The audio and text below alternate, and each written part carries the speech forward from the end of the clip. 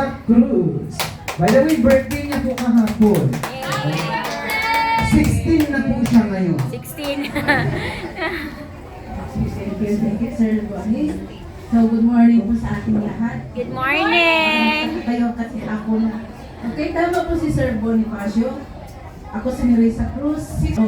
Okay, so naghanap ng extra income habang nasa ibang bansa. Kasi alam natin na pag yung may sahod, di ba? Kahit OFW malaki ang sahod, pero kulang pa rin. Kulang pa rin kasi na buwan-buwan na pagmadala. Especially na anak ko, single parent.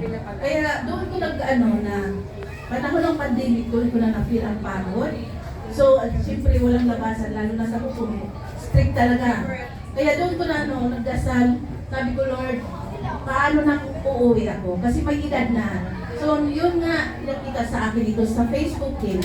Nag-how, although yes, sa akin nag-present, stranger din. Kaya doon sabi ko, why not i-try ko to? Kasi nung nasa ibang bansa pa ko, nag-try na ako ng matindahan, ako nag-support, kambing, or bigasan, walang bumalik sa akin. Wala yun, siyempre, hindi ako nag-manage. So yun, sabi ko, hindi na ako magpuput ng pag hindi ako ang nagmamanage. So ito ang pinano sa akin. Nagustuhan ko, yun nga. Lahat tayo, di ba, wala din. Siyempre, siguro swerte na kung mayroong tayo. Ako kasi walang savings. Yun ang hinahanap ko. Yes, nakatulong yung sahod. Kasi siyempre, nagsusupport tayo sa pamilya.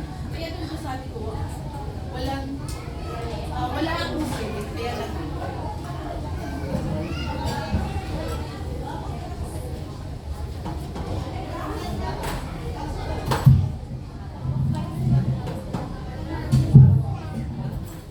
Thank you. So wala yun nga, talaga ako, nag-try. Sabi ko kasi how. Kaya pinapresentahan sa akin ito. Kaya stranger din ang nagpresenta sa akin, pero hindi sa online. Nag-table talk kami.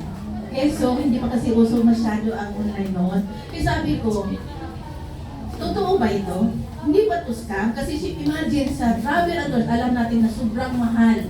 Pero pinakita sa akin ang 57,000. Sabi ko, nagduda pero lakas ng loob. Pinag-try ko, nandito na ako magpa 5 years na. Kasi nakita ko ito, 56 years old, di ba?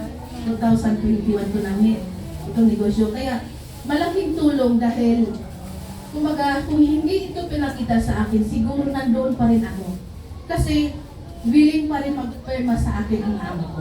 Australian ang amo ko, kaya yun sabi niya, okay, pero sabi ko, thank you dahil hindi na ako makahabol ng alaga. Siyempre, 2 years old ang alaga. Lalaki yan, maghabulan kami, mag-basketball, mag-soccer, yun ang alaga namin doon. Super active. Kaya sabi ko, hindi na ako gagana kasi nakita mo dito, Imagine ako ba si Jetro sa Jayabe. Extra incomes mo po for 3 years. Talagang inaano ko na habang may trabaho, kung mag-book ako ng ticket, takbo sa CR. Di ba? Kasi saglit lang naman mag-book. Kaya doon ko na pwede pala. Pwede gawin kahit extra income. Kaya doon ako nag-decide, sabi ko, ayoko maabutan ng 60 years old sa ibang bansa. Kasi sabi ko, at naman mayroon akong lakas na yung mag-aalis ka. Kaya ang kagandahan, na-forgo na ako last 2024. At imagine, sa negosyo ito, dahil lakas ng loob, nagkaroon ako ng negosyo na from home, dala ko dito sa Pilipinas. Kaya doon ako na ang negosyo ito, kahit wala tayong pwesto, wala akong pwesto. Cellphone lang, at kahit paano ko pupunta Manila, Hong Kong, Cebu, Jinsan o Davao, dala-dala ko ang negosyo. Kaya yun ang gagawin dito na kahit saan, pwede tayong mag-negosyo sa Global Pinoy. Kaya malaking pasalamat na nakita ko ito. Kung hindi, nandoon pa rin ako. Kasi sa Hong Kong, once ang amo mo, employer mo, pwede ka pag magtrabaho, i-offeran ka nila. Kasi mayroon mong kaibigan, 75 years old na rin pa rin. Kaya maawa ka. Diba? Sabi ko, hindi ko gagawin ng ganong ura, ng edad na yan. Gusto ko kaya ang kagandahan, nakita ko, malaking blessing sa akin na pinakita ko sa akin before ako nag-forgo. Okay, so hopefully nandito tayo. Kasi mayroon akong yung mentor sa akin o yung nagtuturo sa akin, yes, hindi ako fake. Siyempre, ang cellphone ko noon is keypad lang. Diba? Keypad lang ang cellphone ko noon. Kaya, ang nagandang dito ng negosyo, mayroon tayong training, mayroon tayong coaching. Yun ang tinuturuan tayo na paano ba magtatansa, paano ba ng mga kliyente. Doon, yun ang kagandahan. Yun din ang nagustuhan ko kasi mayroon siyang training, hindi tayo nag-iisa. Kaya mayroon mag-guide sa atin, paano natin ang gagawin ang negosyo. Kaya doon ko hanggang ngayon nag-enjoy o kumikita kahit wala, yung nasa ibang lugar ka, pwede kang kumita, pwede kang gawin ang negosyo everywhere. Yun ang kaganda ng Global Pinoy. Kaya malaking pasalamat sa akin at yung malaking tulong.